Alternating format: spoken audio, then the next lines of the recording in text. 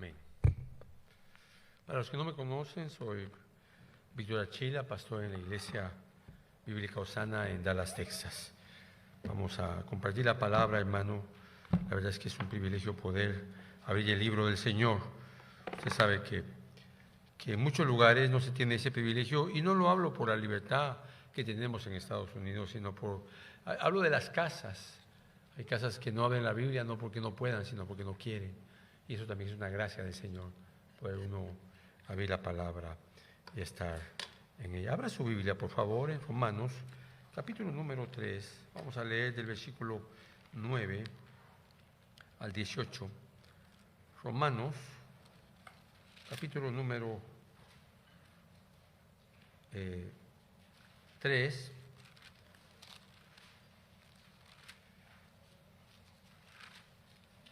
Del 9 al 18.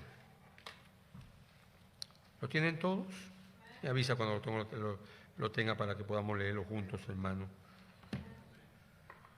Romanos capítulo 3, versículo 9, lo leo al versículo 18. Entonces, ¿qué? Pregunta Pablo. Y vuelve a preguntar, ¿somos nosotros mejores que ellos? Él responde, de ninguna manera. Porque ya hemos denunciado que tanto judíos como griegos están todos bajo pecado. Como está escrito, no hay justo ni aun uno, no hay quien entienda, no hay quien busque a Dios. Todos se han desviado a una, se hicieron inútiles. No hay quien haga lo bueno, no hay ni siquiera uno. Sepulcro abierto su garganta, engañan de continuo con su lengua. Veneno de serpiente hay bajo sus labios. Llena está su boca de maldición y amargura. Sus pies son veloces para derramar sangre. Destrucción y miseria hay en sus caminos, y la senda de paz no han conocido. No hay temor de Dios delante de sus ojos.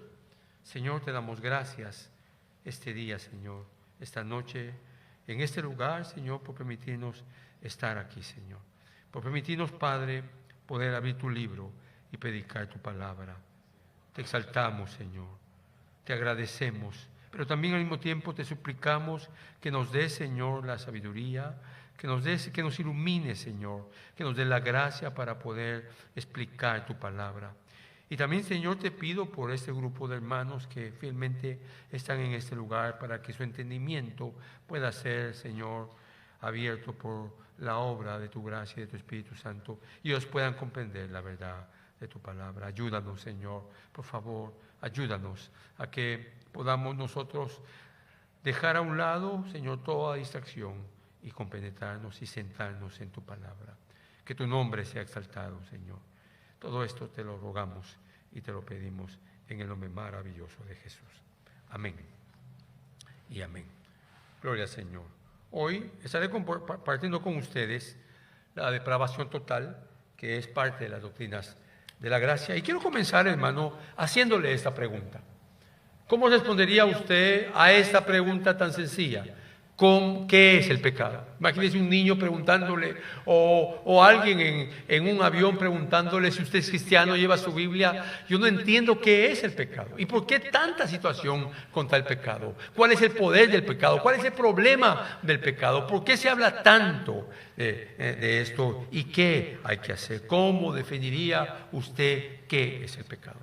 Obviamente en las Escrituras vemos la definición del pecado, pero déjeme que le lea algunas respuestas de hombres que dieron su vida al estudio de la palabra. Uno de ellos, John Stott, dijo: el pecado es la rebelión del yo contra Dios, el destronamiento de Dios con el propósito de entronizarnos a nosotros mismos, es decir, destronar a Dios de nuestro corazón y nuestra mente, y nosotros entronarnos en nosotros mismos. Él siguió y dijo, John Stott, el pecado es la propia deificación, la irresponsable decisión de ocupar el trono que solo le pertenece a Dios.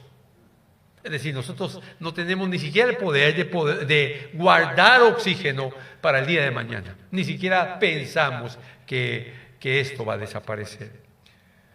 Un día, Juan Wesley le preguntó a su mamá. Le dijo, madre, ¿qué es el pecado? Y escuche la respuesta que dio la madre de John Wesley. Ella respondió y le dijo: pecado es cualquier cosa que debilita tu razonamiento. Pecado es todo aquello que altera la sensibilidad de tu conciencia. Pecado es todo aquello que oscurece tu apreciación de Dios o te quita la pasión por las cosas espirituales. Ella concluyó en pocas palabras: cualquier cosa que aumente el poder o la autoridad a tu carne sobre tu espíritu, eso es pecado. Así que no se trata si comer sea pecado o no, se trata que si la comida te quita esa, o te alimenta tu ego, o te quita el centro, el hecho de comer, de que tú puedas levantarte todos los días a orar, ahí estás pecando. Y nosotros tenemos que entender, hermano, que el pecado no es un juego, y que muchas veces nos hemos encontrado en nuestra vida jugando con algo que nos que va a arder en nosotros, como por ejemplo el fuego. El fuego es destructivo. Y cuando a uno le decían de niño, a ti te lo dijeron muchas veces: no ponga la mano sobre la hornilla de la estufa. ¿Y qué hicimos? Algunos de nosotros fuimos a probar a ver si era cierto. Lo hicimos una sola vez, me imagino que solo una vez lo hizo. Y usted dijo: no lo vuelvo a hacer. Una de las definiciones del pecado, se la leo literalmente, dice: la caída trajo sobre la humanidad la pérdida de la comunión con Dios, el descontento y maldición de Dios, de manera que por naturaleza somos hijos de ira, esclavos de Satanás, justamente sujetos a todos los castigos en este mundo y en el venidero. Y es Pablo, hermano, el que en Romanos capítulo número 3, en el versículo 9, él está diciéndole a su audiencia que él los ha acusado a ellos, gentiles y judíos, desde el capítulo 1, versículo 18, hasta el capítulo 3, versículo 8. Él ha acusado a los judíos y a los gentiles, demostrando que son pecadores.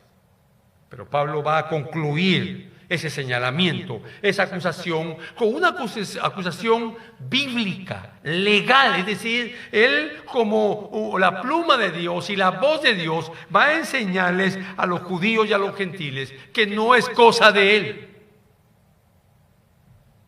que el pecado es algo que Dios está acusando o señalando o enjuiciando a todos los hombres. Por lo tanto, en nuestro texto, Pablo señala 3 acciones que definen la total depravación del hombre. 3 acciones que definen la total depravación del hombre. El hombre involucionado, el hombre alejándose totalmente de Dios. Y la primera está en el versículo 10 al 12, que es la sentencia divina. La segunda, la enfermedad. Y la tercera, del 13 al 14. Y la última, la evidencia, del 15 al 17. Y el tema es bastante largo, pero yo quisiera concentrarme, hermano, en mostrarle esto. Puede que usted se esté preguntando ahí: pero ¿por qué nosotros necesitamos entender sobre la depravación total? ¿O por qué nosotros necesitamos escuchar un tema que ya dominamos? Creo que una cosa fundamental es que la Escritura es suficiente, tiene suficiencia. Y por eso lo necesitamos escuchar. Pero sobre todo, porque vivimos en una época donde la iglesia está callada y no tiene un peso, una necesidad de compartir este evangelio. Se le ha olvidado que los hombres están todos los días, miles de ellos, yendo al infierno. Pero no solamente los hombres para la iglesia. Las iglesias están llenas de gente que cree que va al cielo, pero no está yendo al cielo, porque le enseñaron que con una confesión ellos iban al cielo. Y usted sabe que tenemos muchos hermanos o amigos en otras iglesias que no se les predica una sana doctrina. Y nosotros debemos hablar de esto. Versículo 9 lo vuelvo a leer y vamos a entrar entonces al primer punto, la sentencia. ahí sí que la sentencia bíblica. Y hay un señalamiento en el versículo 10 en el cual me quiero detener, pero tengo que leer el 9. Entonces, ¿qué? Pregunta Pablo. ¿Somos nosotros mejores que ellos? Una segunda pregunta, hablando Pablo a los judíos de los gentiles. De ninguna manera, porque ya hemos denunciado que tanto judíos como griegos están todos bajo pecado. Pablo está afirmando que él los denunció como pecadores. Pero ahora Pablo, en el versículo 10, ya no los va a denunciar él, sino que ahora lo va a señalar la palabra del Señor. Y por eso Pablo comienza con esta oración, como está escrito. Y todo lo que se va a decir, lo que Pablo va a decir, está escrito en el Antiguo Testamento. Y por eso es importante entender esto. De hecho, esta frase señala puntualmente eso, que Pablo ahora tomará las Escrituras y va a explicar que el hombre está totalmente en pecado. Que todo lo que el hombre hace, todo lo que piensa, todos sus caminos, todo lo que habla, todo lo que siente, está sumergido en el pecado. Así que aquí hay una acusación de Pablo a todos los hombres, señalando su pecado. Y él arrincona a los gentiles, pero también arrincona a los judíos, a los religiosos. Y los religiosos, hoy ya no están los rabinos, ni están los fariseos, ya no están, pero existe un prototipo de religiosos en las diferentes denominaciones, incluyendo la iglesia evangélica, donde la gente cree que porque tiene 40 años de asistir a una iglesia, ellos se merecen el cielo. Y hay una gran mansión ahí. Algunos otros dicen, bueno, yo tal vez un rinconcito en el cielo. Pero el problema es que en el cielo no hay cucarachas, no hay rincones, hermano. Pero la gente cree que porque canta o porque predica, van directo al cielo. Así que Pablo ha señalado esto.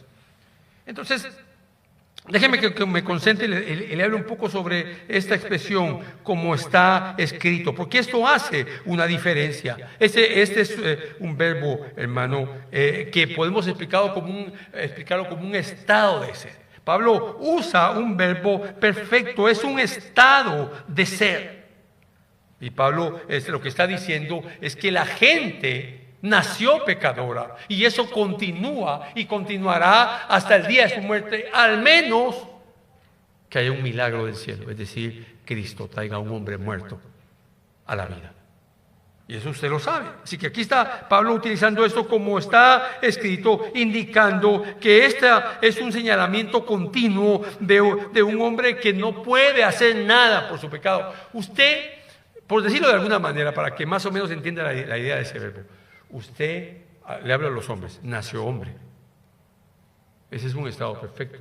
Y morirá siendo hombre. Incluso los que dicen hoy que están en un cuerpo equivocado, de todas maneras, aunque hagan lo que hagan, van a morir siendo hombres. Y van a ser juzgados como hombres, no como lo que ellos murieron creyendo que eran. Esto no se puede cambiar.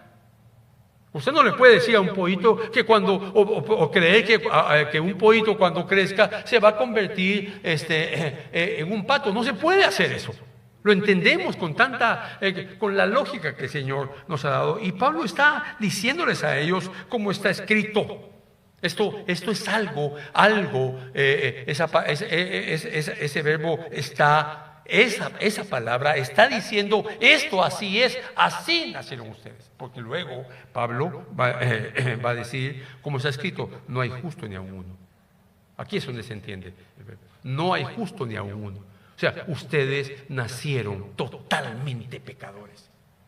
Y ahora Pablo, entonces en estos primeros 3 versos, Pablo va a explicar 5 cosas. O va a señalar 5 cosas que los judíos conocían muy bien y que los gentiles no lo conocían. Podemos hablar, hermano, podemos ver en las Escrituras este verbo de muchas maneras. Por ejemplo, el Salmo 51. Acompáñenme al Salmo 51 para que usted pueda ver con claridad cómo está funcionando esto. Salmo 51. ¿Lo tiene o se lo leo yo? Se lo leo. Salmo 51.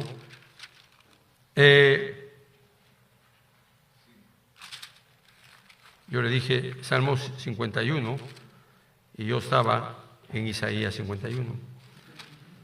Así que ahora me va a tener que esperar usted a mí para que lo leamos juntos. Salmo 51, 5, mire lo que dice. Dice, escuche esto. Yo nací ¿en qué? En iniquidad y en pecado me concibió mi madre. ¿Sabe qué verbo utiliza aquí el salmista? Un verbo perfecto. Yo nací en iniquidad. El 58, 3, vaya conmigo al Salmo 58, versículo 3. Y dice, desde la matriz están desviados los impíos. Desde su nacimiento se descarrían los que hablan mentiras. ¿Sabe qué está haciendo el salmista? Utilizando esos mismos verbos. Es decir, es un estado. Hermano, no podemos hacer nada. Por eso el texto que leyó mi hermano Gabriel, el versículo 3 al versículo 14, uno ve ahí la obra de la regeneración. Es una obra trinitaria, Dios Padre eligiendo, el Hijo redimiendo y el Espíritu Santo confirmando o certificando la salvación a través del sello. Y esa es la obra de la salvación de principio a fin, de Dios Padre, Dios Hijo y Dios Espíritu Santo. Usted y yo no podemos hacer mucho, es decir, no podemos hacer nada absolutamente. Entonces esto a nosotros nos ayuda a entender la primera oración. No hay justo, no, ni aún uno, ni uno. Bueno, podía de repente estar Daniel, y alguno tal vez Abraham está ahí, de repente Moisés, pero la Biblia está afirmando que no hay ni siquiera uno que pueda decir, pararse delante de los hombres y decir, yo jamás he pecado. Solo hubo un justo, su nombre Jesús, murió por nuestros pecados en la cruz del Calvario. Solo esa declaración debería nosotros, hermanos, llevarnos a vivir arrodillados ante la cruz, es decir, debería nosotros empujarnos a proclamar el Evangelio. Recuérdese que usted está aquí porque alguna vez alguien oró por usted. Y usted va a decir, no, pero fue por Dios. Sí, claro, obviamente Dios le dio toda esa bendición de la gracia, pero Dios utilizó a un hombre o a una mujer que obedeció al gran mandamiento, obedeció al mandato de proclamar el Evangelio. Pero no solo eso, sino que también oró por usted.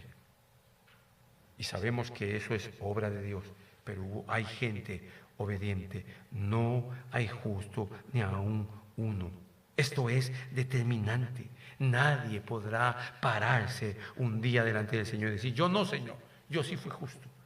Por tanto, no hay ni uno que tenga una conducta aceptable delante del Señor. Es decir, no hay nadie, cuando dice no hay justo, ni aún uno, está diciendo no hay nadie que pueda agradar a Dios. No hay nadie que pueda caminar en santidad.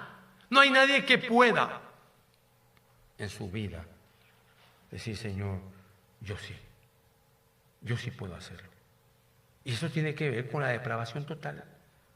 En ese sentido, acertadamente, el teólogo William Hendrickson comenta lo siguiente: el cuadro que pinta es lúgubre. Él está comentando al respecto de este pasaje de Romanos capítulo 3, versículo 9 al 18. El cuadro que pinta Pablo en este pasaje es lúgubre. No hay ningún justo. De hecho, nadie entiende su deplorable condición. Y ni siquiera hay alguien que aún trate de entender, que busque a Dios, fuente de toda sabiduría y conocimiento. O sea que usted ni siquiera puede agarrar la Biblia y decir, la entendí, a menos que sea por la gracia del Señor. Ni siquiera puede agarrar la Biblia y leerla porque usted tiene un deseo insaciable. Si usted tiene un deseo insaciable, es por la obra de la gracia de Dios. No porque usted tenga algo que pueda hacerlo. Por supuesto, estamos hablando de que ahora usted es un nacido de nuevo.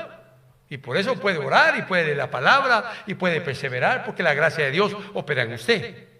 Pero sin esa gracia, sin ese milagro en el cual Dios lo trajo a usted y a mí de la muerte y nos dio vida, no podríamos hacer absolutamente nada. Usted tiene gozo para cantar, me imagino. Usted tiene gozo para leer la Biblia. Usted tiene gozo para servir. Estoy en la congregación correcta. Yo le aseguro que hasta tiene gozo para ofrendar. ¿Usted se ha dado cuenta que cuando se habla de las ofrendas hay un silencio fúnebre? Pero hasta el ofrendar, hermano, es la expresión de un corazón regenerado que lo hace con gozo y generosamente. Pero el tema no es la ofrenda, solo le estoy dando algunos ejemplos. Así que estas palabras constantemente aparecen en las Escrituras. Acompáñenme por favor al Salmo 14. Solo quiero yo mostrarle que Pablo no está inventando nada, que Pablo está hablando de algo que él mismo conoce y que también el pueblo judío, pero él se los está recordando a ellos. Pero al mismo tiempo él, ¿qué está haciendo? Él está usando la Escritura. Salmo 14:1 dice: el necio ha dicho en su corazón, que ha dicho, no hay Dios. Todos se han corrompido, han cometido hechos abominables, no hay quien haga el bien. El Señor, escuche esto, el Señor ha mirado desde los cielos sobre los hijos de los hombres para ver si hay alguien que entienda, alguien que busque a Dios, pero todos se han desviado y a una se han corrompido. No hay quien haga el bien, no hay ni siquiera uno. Esto es la depravación total. Esto es la depravación total del pecado. Hermano, las cosas se acaban. Las cosas no permanecen para siempre. Mire, hace unos, tal vez 5 años, puede ser que mi memoria me falle, hoy hasta da pena decir cuántos años, porque ahí está la gente con su celular, vamos a decir cierto, que hace 5 años, tal vez fue hace 4 o tal vez 6, pero el punto es que no es un show de que usted crea que mi memoria es una computadora, pero hace algunos años. La primera iglesia bautista de Dallas hizo los planos para construir una enorme y hermosa iglesia para 3.500 personas. Su templo, 1.300 personas, 1.200 personas. Fuimos con mi esposa al último servicio en ese templo, antes de inaugurar el otro. Pero mientras estaban haciendo los planos, ellos por supuesto que querían también derribar ese templo, que fue construido a finales de 1800. Y no lo dejó la ciudad. ¿Por qué? Porque era patrimonio, o patrimonio de la ciudad. Era digo, porque se quemó hace unos par de días, 3 días se quemó. Así que nada perdura, hermano. Ni siquiera el pecado va a perdurar. Pero nosotros necesitamos entender que la iglesia está para sostener la verdad, pero también está para mostrar esa verdad del Evangelio. Y usted es parte de la iglesia. Si usted está sentado aquí y verdaderamente es un creyente y usted no habla del Evangelio, usted está pecando. Porque el mundo necesita escuchar este mensaje. ¿Y qué pasaría, hermano, si usted estuviera en los pies de aquel doctor, de aquel paciente y de aquel doctor que sabía que tenía una enfermedad crónica, una enfermedad de muerte? Y cuando lo examinó el doctor, después de varios días y exámenes de laboratorio y viendo su caso, él sabía que ese hombre iba a morir. Pero ese hombre no sabía que iba a morir. Ese hombre le dijo: doctor, vengo aquí porque tengo algunos dolores y creo que no es nada. Y cuando tuvo que decirle, pensó 2 veces cómo decírselo, pero entendió que tenía que decirle la verdad y nada más que la verdad, porque a ese hombre le quedaba 1 mes de vida. Y el médico le dijo: lamento la noticia, pero tengo que decírselo. Regrese a su casa, deje el trabajo, le queda 1 mes, un poco menos o un poco más, vaya. y disfrute estas últimas semanas con su esposa y con sus hijos. ¿Mala noticia o buena noticia? Por lo menos a ese hombre le dijeron cuánto le quedaba. Así que si había algo que arreglar con Dios, tenía tiempo. Y si había algo que arreglar con su esposa, tenía tiempo. El hombre murió exactamente como el doctor le dijo. El doctor cumplió como un heraldo que lleva una información correcta, una noticia mala, pero correcta. Y a mí me tocó predicar el tema tal vez con las peores noticias, que los hombres somos pecadores y que no hay ni un solo justo. Y eso nos lleva al mismo versículo que estamos nosotros llevando, solo que ahora voy a la segunda afirmación de Pablo. No hay quien entienda. No hay quien entienda. Primero, no hay justo, ni a uno. ¿Se da cuenta de eso? ¿Se da cuenta de la afirmación que está haciendo Pablo? No hay justo, ni a uno. Regreso a mi texto para que usted regrese conmigo, porque creo que usted está en los Salmos, disfrutando de los Salmos, emocionado con los Salmos. Pero mire lo que dice: no hay justo ni a uno. No hay, dice el versículo 11, no hay quien entienda. Que no se le olvide, el escrito está. ¿Por qué no se le debe olvidar? Porque todo sale de eso, del escrito está. No hay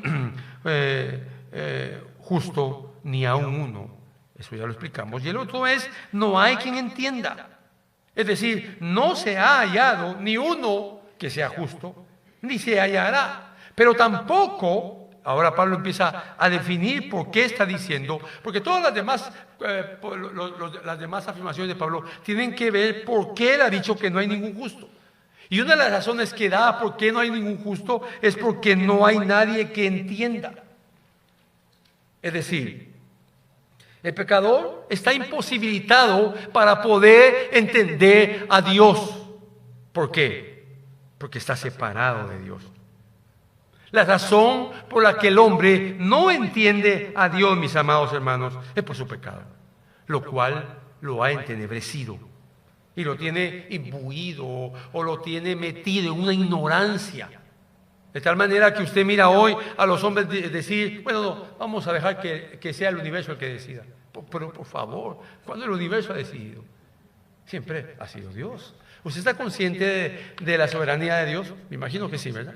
¿Usted está consciente, hermano, que usted y yo nacimos el minuto que Dios determinó y moriremos el minuto que Dios determinó? Pero la gente no entiende. Usted abre la Biblia y puede ser que al abrir la Biblia no entienda muchos versículos. Pero le aseguro que cuando usted abre Pedro y lee que Pedro dice: sean santos como Él es santo, usted entiende de qué está hablando la Biblia. Y usted dice: Señor, yo necesito ser santo. Y si está en la mañana en su devocional, usted dice: Señor, ayúdame este día a vivir en santidad. Usted está entendiendo. Tal vez no sabe qué palabra griega es, tal vez no sabe con qué verbo o está usando el autor. No sabe nada de eso, pero usted entiende el sentido correcto de esa demanda. Que seamos santos, porque nuestro Dios, el que nos ha llamado a ser santos. En ese sentido, usted entiende las Escrituras. Pero el inconverso no puede entender que solo hay un camino, una verdad y una vida en Cristo Jesús. La falta de entendimiento de la verdad de Dios es el primer pecado que se evidencia, porque el hombre no puede tener una conducta justa. Acompáñenme a 1 de Juan capítulo 5. Y fue lo que le pasó a Adán y a Eva, que después de pecar, ellos huyeron de Dios. Imagínense esa frase: ellos se escondieron de Dios. Solo piensen en lo que está diciendo Moisés cuando por revelación escribe esto. 1 de Juan, capítulo 5, 20. 1 de Juan, capítulo 5, 20. ¿Lo tienen, mis amados hermanos? Y dice: y sabemos que el Hijo de Dios ha venido y nos ha dado entendimiento entendimiento a fin de que conozcamos aquel que es verdadero y nosotros estamos en aquel que es verdadero, en su Hijo Jesucristo. Este es el verdadero Dios y la vida eterna. Hijos, aléjense de los ídolos. Entonces Pablo aquí dice, no hay quien entienda. Y Juan aquí dice que Jesucristo ha venido para darnos entendimiento. ¿Ve la diferencia entre los hombres sin Cristo y los hombres con Cristo? Usted es un instrumento de parte del Señor para que le explique al inconverso esto que le estoy diciendo. La falta de entendimiento a la verdad de Dios es el primer pecado que evidencia. Adán y Eva se escondieron de Dios, mientras que usted y yo anhelamos un día estar en su presencia. Adán y Eva se escondieron. Y luego, en el mismo versículo 11, Pablo da otra afirmación: no hay quien busque a Dios. Otro de los pecados está determinado por esta adoración. No hay un justo que pueda buscar a Dios. ¿Por qué? ¿Por qué no puede? Porque el pecador está inhabilitado de buscar a Dios. Es decir, usted y yo estamos incapacitados de hacer muchas cosas. Por ejemplo, usted no puede detener su envejecimiento. Y yo sé que si alguno aquí tiene 20 años, 30 años, mira muy lejos su envejecimiento. Pero los que ya, hermano, venimos de picada, sabemos que nos levantamos y todavía hacemos cosas o intentamos hacer cosas que uno hacía cuando tenía 15 años y se da cuenta que ya no puede. Los jóvenes saltan esto como que no hubiera problema, pero a cierta edad uno empieza a tener hasta temor de saltar, mejor bajo las gradas. Búrlese de los viejitos, de nosotros los viejitos, pero es parte de algo que empieza a suceder. Empezamos a estar inhabilitados, hermano. Ya uno ya no oye como antes. Hoy veníamos en el carro con dos hermanos. Uno es de mi generación y el otro es un pollito. Y por la edad que tiene, habla calladito. Y yo, ¿qué estás diciendo? Y yo venía atrás, hermano. Me mandaron atrás en disciplina, venía atrás. Y el otro hermano, Ramiro, que es de mi generación, habla quedito, de repente él oye bien, pero yo no sabía de qué estaban hablando. Y cuando me preguntaban, estaba tratando de adivinar. Empieza uno a perder un montón de habilidades en su vida. Y se empieza a convertir en eso. Está uno inhabilitado para muchas cosas. Pero esto es más que lo que le estoy diciendo. Esto es, el hombre es incapaz de buscar a Dios. De hecho, el verbo que utiliza aquí Pablo puede traducirse como buscar. Podríamos traducirlo así: no hay quien busque diligentemente, o no hay quien procure buscar con seriedad a Dios. Esto lo está diciendo el Señor. Y ¿sabe qué? Cuando usted y yo pecamos como cristianos, el pecado inmediatamente nos interrumpe nuestra comunión con Dios. Si algo perdemos inmediatamente es nuestra comunión con Dios. Y por eso uno debe cuidarse mucho de eso. La inclinación natural del hombre es: todos buscan su propio interés. Eso lo dice Filipenses capítulo 2, versículo 21. Todos buscan su propio interés y no el interés de los demás. Esa es la inclinación literal. La tercera afirmación de Pablo está en el versículo 12. Y dice: todos se han desviado. Esta es la cuarta acusación que Pablo hace. Es la apostasía, hermano. Él de nuevo recurre al Salmo 14, versículo 3, que nosotros ya hemos leído. La afirmación bíblica aquí es directa, es concisa, es clara. Se desviaron, hermano. No se trata de un extravío involuntario. El verbo en sí habla de un alejamiento voluntario. Adán y Eva, de nuevo, ¿se escondieron involuntariamente o se escondieron porque no querían hablar con Dios? Se escondieron porque no querían hablar con Dios. ¿Por qué? Porque el pecado ahora los descalificó para poder tener comunión con un Dios santo. Obviamente, esto me lleva a mí a detenerme y preguntarte, ¿cómo está tu relación con Dios? Porque obviamente mientras estamos hablando de esto, alguno dirá que bueno, hermano, que predicó esto, porque en nuestra iglesia nadie evangeliza. No, pero estoy hablando también de ti. ¿Cómo estás tú con el Señor? Porque nosotros hemos sido redimidos, ¿verdad? Pero seguimos luchando contra el pecado. Los niños pecan. El niño de 1 año se pone colorado con su berrinche. Y tú sabes como padre que ese niño está pecando. O dices, es un angelito. Este es un angelito. Y contesta la mamá, pero caído, contesta la mamá. Sí, tienes que verlo con esa claridad. Esta expresión, hermano, o esta afirmación, todos se han desviado en el capítulo 12. También, hermano, habla de de que ningún hombre puede volver al camino que dejó. Eso le pasó a Adán. ¿Sabes por qué tú y yo como creyentes pecamos, pedimos perdón y nuestra comunión con Dios es restaurada? Porque está el Hijo de Dios intercediendo por nosotros. Y porque su gracia está constantemente en nosotros. Y porque Él perdonó no solo los pecados que habíamos cometido antes de ser cristianos, sino que todos los pecados que íbamos a cometer.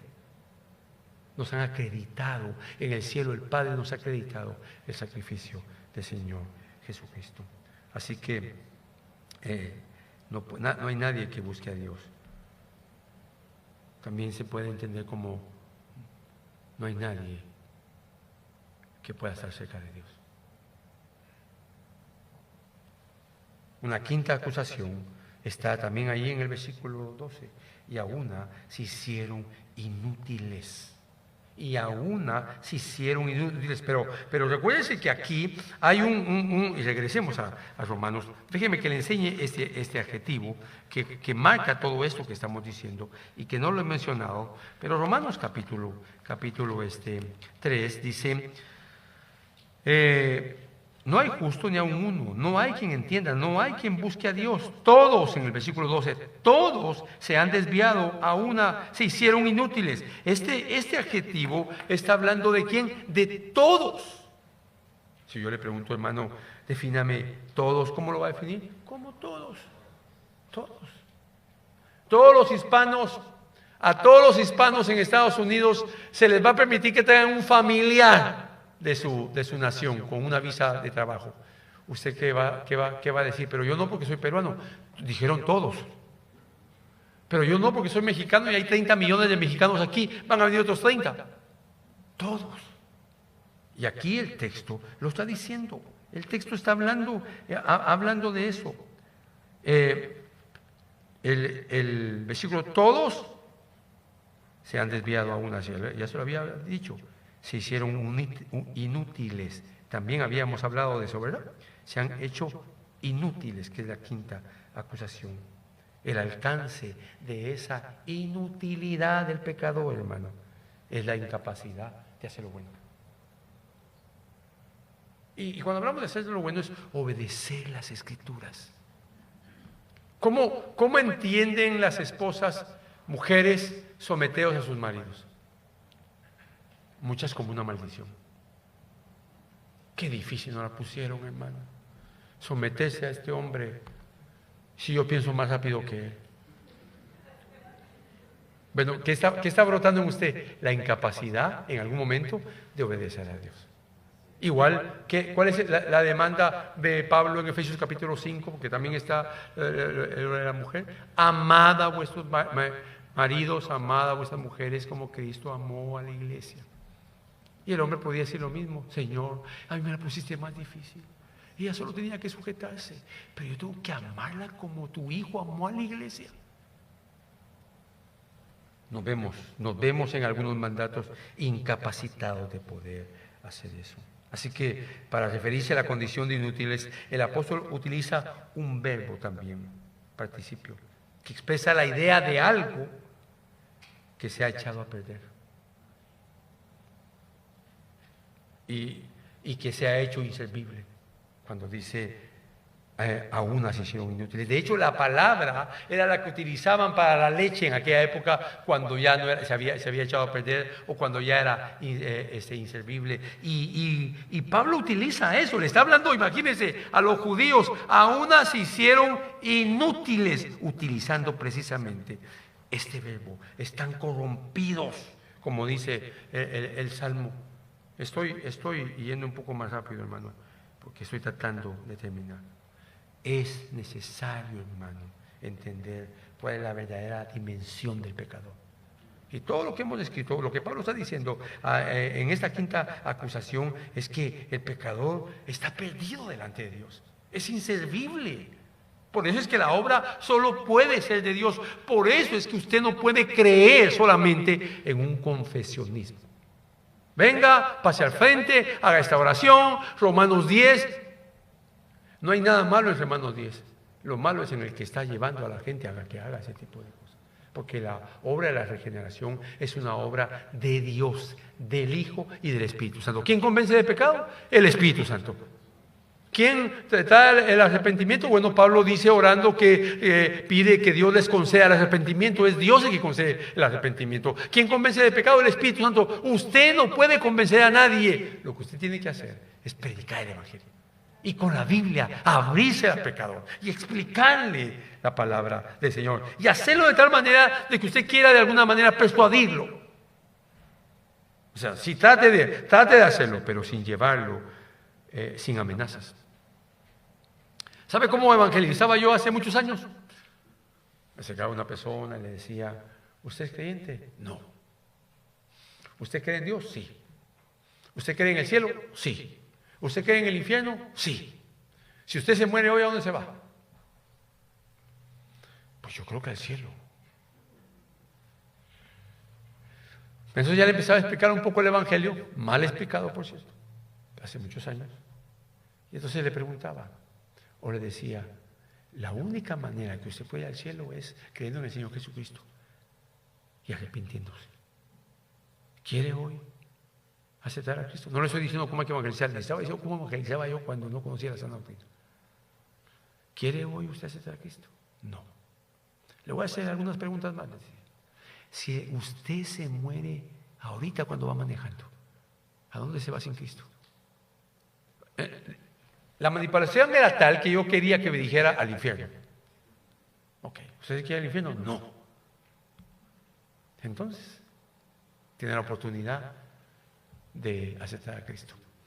Así que evangelizamos en parques donde algunas veces íbamos 200 jóvenes y se nos convertía, ahí sí que se nos convertían 100 personas. Como aquel borrachito que subió al tren en tiempos de Spurgeon, iba todo mareado y cuando vio a Spurgeon se sentó a la par de él todo mareado y le dijo, pastor, yo soy su oveja. Y Spurgeon le dijo, sí, tienes razón, eres mi oveja, pero no la oveja de Cristo. Porque nosotros tenemos que darnos cuenta que no se trata de manipular a la gente. Recuérdese de eso. ¿Quién convence de pecado? El Espíritu Santo, no nosotros. Bueno, así que la depravación total se puede definir, hermano, como la positiva disposición y activa inclinación al mal que hay en todo hombre a consecuencia del pecado, que lo incapacita totalmente en orden de la salvación y lo orienta al mal. Y luego, en el mismo capítulo 12, Pablo dice, no hay quien haga lo bueno. No hay quien haga lo bueno. Esta es una declaración, cada una de estas declaraciones. Es como un jab del boxeador, está dándole duro al pecador y dándole. Y poco a poco va a llegar Pablo a noquear en su último versículo, en el versículo 18. Pero regresemos al 12, porque en el 12, se lo voy a leer, hay 3 afirmaciones. Todos se han desviado, a una se hicieron inútiles. Y luego regresa al no hay quien haga lo bueno. No hay ni siquiera uno. Es decir, nosotros necesitamos entender esto, hermano. Ese es la sexta acusación que Pablo hace a los pecadores. La condición de ellos es obradores del mal. Mire, usted entiende muy bien lo que estoy diciendo, porque a todos nos ha pasado. Usted en su vida antes en Cristo, ¿en qué pensaba? ¿Sabe cuántas maldades subieron a su mente? Hermano, yo tenía 13 años y estaba en primero básico en Guatemala, la preparatoria, creo, en México, que sería, que la Junior High, algo así. Y había unos compañeritos míos que le ponían a otros amiguitos una cola de papel y encendían un fósforo. Y empecé a ver cabezas que también lo hicieron. Entonces me dijeron, bueno, lo tienes que hacer si quieres ser parte de nuestro equipo. Y yo empecé a poner colitas y a prender fósforo. Un día uno de ellos al hacerlo se le quemó el pantalón al compañero. De 13 años con una maldad de delincuente, de asesino. O si no, no sé cómo era su juventud, pero ponían tachuelas en el asiento de la escuela, en el pupitre, que cuando uno se sentara, se hiriera. Niños de 13 años. La maldad estaba ahí. Yo tenía 5 años, hermano. Me recuerdo porque mi papá me castigó cuando 2 niños más grandes que yo, unos 8 años, me quitaron mi único carrito que tenía. Y yo empecé a correrlos y ellos daban vueltas y no los alcanzaba. Entonces me cansé y vi una piedra. Y yo no sabía que había nacido con brazo de beisbolista y se lo lancé al muchacho y le abrí la cabeza. Entonces vinieron los papás a reclamar. La maldad está en el hombre. Nosotros no nacemos como angelitos. No, hermano, no crea eso. No hay quien haga lo bueno. Y luego Pablo no solamente dice eso, sino que no hay ni siquiera uno, lo está afirmando, ni siquiera uno. Nosotros tenemos que entender esto. Si no nos motiva el Espíritu Santo, ¿quién nos motiva a hacer las cosas? Usted sabe que hay un montón de religiosos, como pasó en tiempo de Jesús, que su pecado era la religión, como también lo hay hoy. Me quedan solamente 6 minutos, hermano. No hay ni siquiera uno. Entre todos los hombres, no hay ningún hombre que haya pisado esta tierra que pudiera de alguna manera, hermano, hacer algo bueno. No hay, ni siquiera. No hay quien haga lo bueno. No hay quien busque a Dios. No hay quien pueda agradar a Dios. No hay nadie. Claro, estamos hablando de gente inconversa, pero también estamos hablando aquí con la iglesia. Y la iglesia, usted como iglesia debe proclamar esta verdad, pero al mismo tiempo debe examinar su corazón. En estos 3 versículos, hermano, encontramos la universalidad del pecado. Todos los hombres han pecado, tanto de manera negativa como positiva o negativamente. No hay, se lo leo, no hay un solo justo, ni siquiera uno. No hay quien entienda, no hay quien haga lo bueno, no hay quien busque a Dios, perdón, no hay quien haga lo bueno, y no hay ni uno solo. No hay uno solo que pueda buscar a Dios, que entienda a Dios, ninguno que sea justo. Todos se han descarriado o se desviaron. Esto lo dice el versículo 12. Todos se han descarriado o se han desviado. A una se han corrompido. Todos.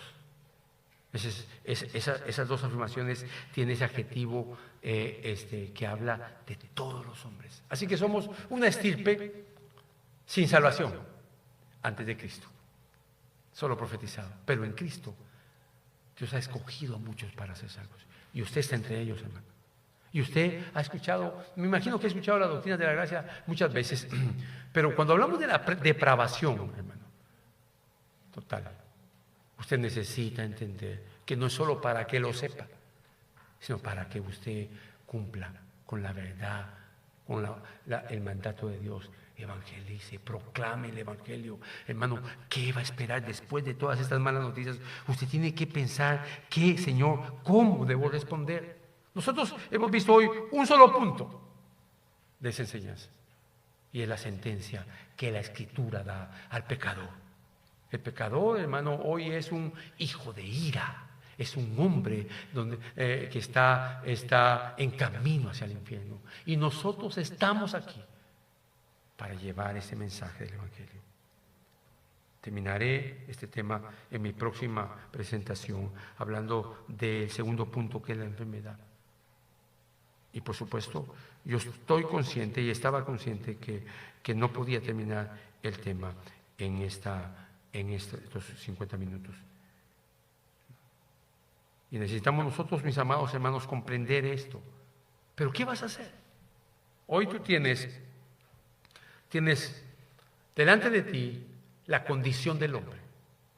¿Quién lo dice? La Escritura. Pero Pablo lo dice en el capítulo 3. Ha pasado el capítulo 2, donde Pablo está acusando a los judíos y a los gentiles. Ahora señala por las Escrituras que todos son pecadores. Pero también en el capítulo 1, 18 en adelante, Pablo expresa lo que ha sucedido con los hombres cuando Dios se aleja de ellos y los deja en la condición de su corazón. Solo lee conmigo un par de versículos ahí en Romanos 1, 1:21 lo leo rápidamente. Pues aunque conocían a Dios, no le honraron como a Dios ni le dieron gracias, sino que se hicieron vanos en sus razonamientos, y su necio corazón fue entenebrecido, y profesando ser sabios, se volvieron necios y cambiaron, escucha esto, la gloria del Dios incorruptible por una imagen en forma de hombre, corruptible, de ave, de cuadrúpedos y de reptiles.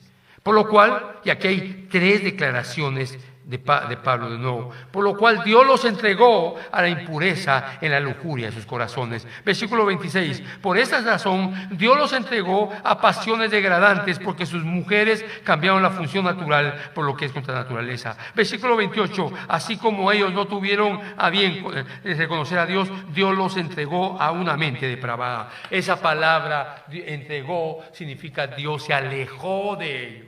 Porque en la traducción Dios los entregó, pareciera que Dios los entregó a ese tipo de pecados, pero Dios se alejó de ellos.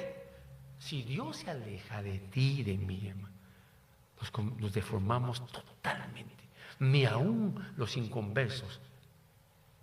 Son muy pocos los que se deforman totalmente. No son hasta la fecha la mayoría, aunque hoy vemos mucho. Y eso también es misericordia del Señor. Así que déjame solamente finalizar preguntándote, entendiendo la condición de nuestra generación, ¿qué vas a hacer? ¿Sabes qué necesita esa generación?